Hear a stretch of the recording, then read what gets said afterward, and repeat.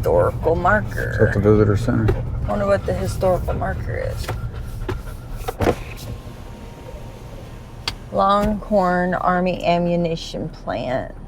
1941, as the United States prepared for eventual entry into World War II, the U.S. Army Ordnance Department approached Monsanto Chemical Company of St. Louis about operating a local plant for production of explosives. 1956, that are manufacturing solid fuel and rocket motors here. This highly guarded and classified site grew in a series of 5 expansions. In 1964, its name changed to the Longhorn Army Ammunition Plant, and employment rose to a high of nearly 3,000 personnel. Wow. In 1987, the United States and the Soviet Union signed the Treaty of Intermediate Nuclear Forces, beginning the elimination of an entire class of missiles. 1988, the first destruction on American soil of U.S. Pershing 1 and 2 rocket motors occurred at the site.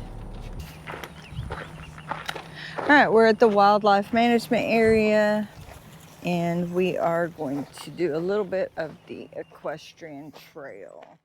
During our recent camping trip to Caddo Lake State Park, we discovered the Caddo Lake National Wildlife Refuge. This location has some really interesting history and is just a short drive from Caddo Lake State Park, and it also provides a number of different ways you could get some exercise: biking, walking, running. When we arrived at the refuge, we were immediately greeted with a historical marker which tells a brief history of this facility when it was known as the Longhorn Army Ammunition Plant. This plant, which is located in Karnack, Texas, is abandoned and is nothing more than a forest with concrete remnants of the former buildings. In its prime, the plant produced TNT and other military equipment during World War II, as well as the Vietnam and Korean Wars. But let's back up a bit and discuss a few details behind this important part of history that most of us know nothing about. The Longhorn Army Ammunition Plant was a government-owned, contractor-operated facility in Karnack, Texas, which was established in 1942. The Monsanto Chemical Company selected this site in December of 1941 to produce TNT throughout World War II and during the Korean and Vietnam Wars. It became one of the biggest employers in East Texas, and along with producing TNT, the plant produced incendiary devices and Pershing rocket motors. The plant grew and basically became its own city with 451 buildings, a rail network, and its own electrical and water treatment plant. After the signing of the Intermediate Range Nuclear Forces Treaty in December of 1987, the Longhorn plant was used to destroy Pershing 1A and Pershing 2 missiles. The Longhorn Army Ammunition Plant was also listed as a Superfund site on the National Priorities List on August 30th of 1990. And if you're like me and you didn't know exactly what Superfund means, here you go. Per Google, a Superfund site is a location in the United States that has been contaminated by hazardous substances and is eligible for cleanup under the Superfund program, which is administered by the Environmental Protection Agency. The primary contaminants of concern at this particular site included solvents which were used at the site. Cleanup activities began on October 1996 and continue to this day. In the early to mid-2000s, the U.S. Fish and Wildlife Service approved the establishment of the Caddo Lake National Wildlife Refuge on portions of the approximate 8,500-acre Longhorn Army Ammunition Plant.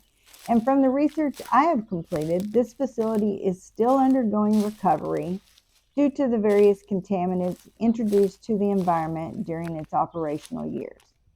But it does appear that even though there is still cleanup going on and it's pretty much been reclaimed by nature, that the abandoned buildings have become the perfect habitat for the wildlife of the area.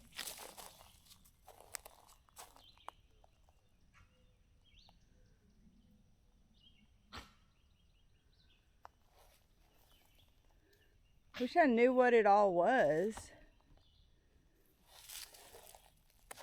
Just look at these, and then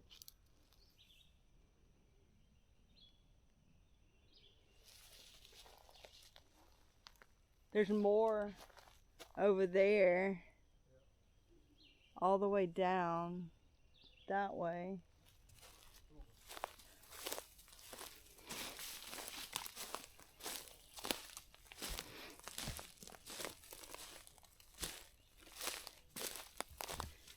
It would be cool to like see some old pictures of it.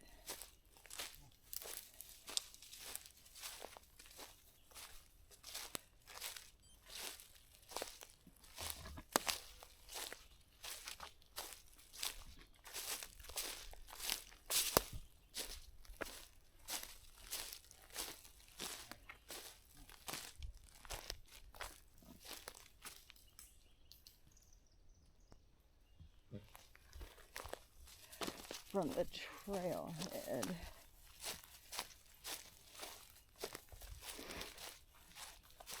If you are interested to learn more about this fascinating site, the Longhorn Army Ammunition Plant, there is a website. I will put the link in the description of the video below that leads you to the Environmental Restoration Program page. And what I find very interesting, first, it has pictures, which who doesn't love pictures? But it also has a map that has the project sites for each cleanup project. And if you click on it, it will actually take you to a fact sheet about those active sites. And it describes the site, it tells you it describes each individual site, and then it gives a history of the site, and it also will tell you what was done at that site and what types of things or activities are being done right now to restore that area of the institution. So again, I'll put the link below if you're interested.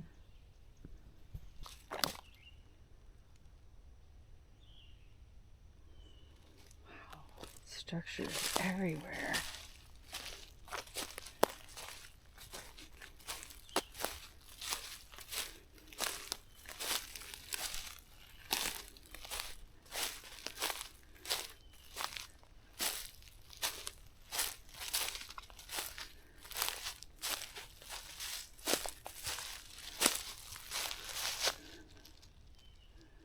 And just look at it.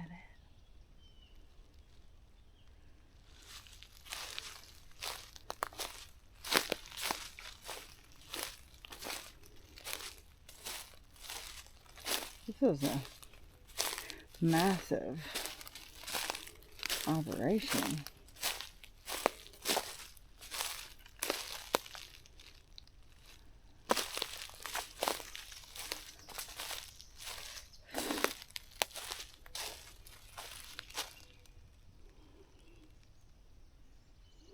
And it just goes on and on and on and on.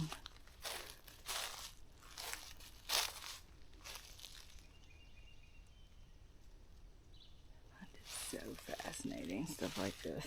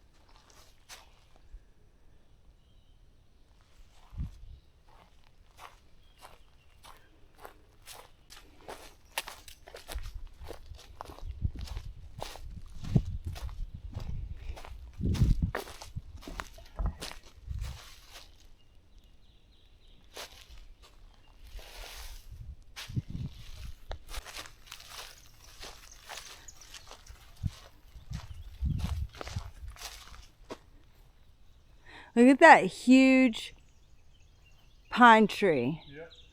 Growing up between there. Yep. We're taking a right on the road. We're at 1.93 miles. You can keep on going, but there are all kinds of roads from this old plant. I'm guessing this is still part of the old plant. Yeah, well, it's more of a industrial complex than it is a plant, what you would call a plant.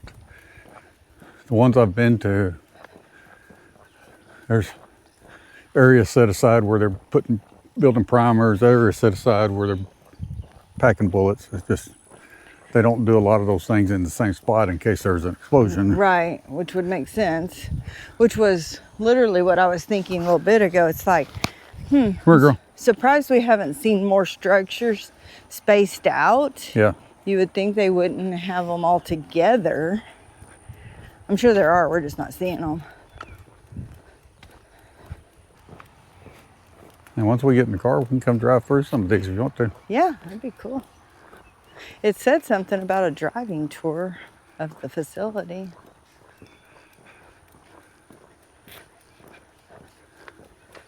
I mean, you could just endlessly walk and explore around here. Yep.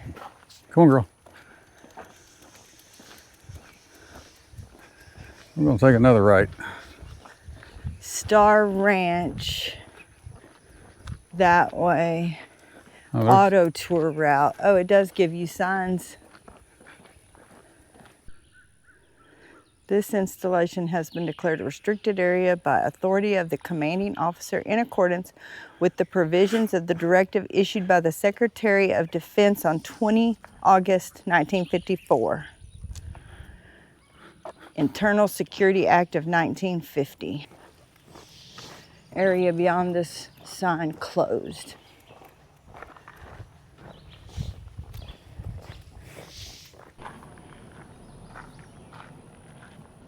Remnants of U.S. Army ammunition magazines.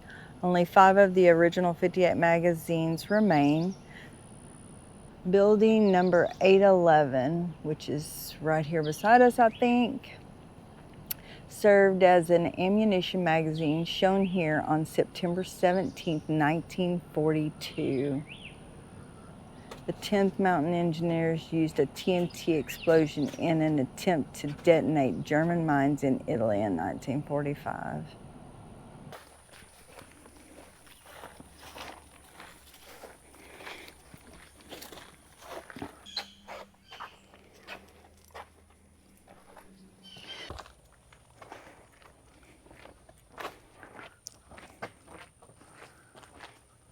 There's a big foundation. Is this end open? Yes.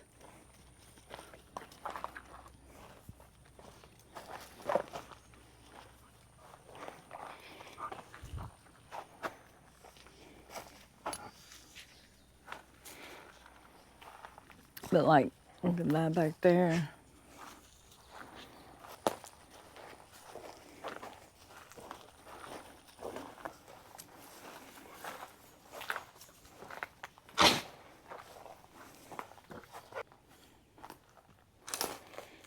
I have no idea. I'm guessing ammunition storage, like magazines. I'm gonna go this way.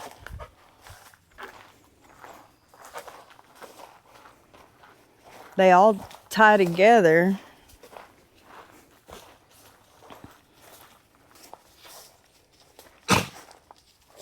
That seems to be something like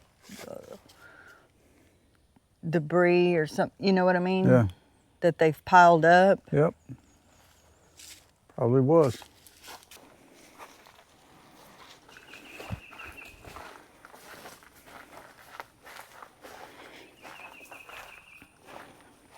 Well, whoever did the construction of this did a phenomenal job because it's still pretty solid.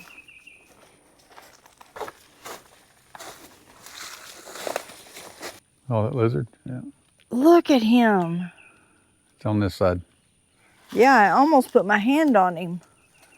He's straight away. He's coming back around the other side. It's like chasing squirrels. Oh, there he went. Dang, he was big. We hope you have enjoyed this little piece of history that we happened upon. I find it extremely interesting and hope to go back again someday to explore more of the remnants because we barely scratched the surface. Thanks for watching.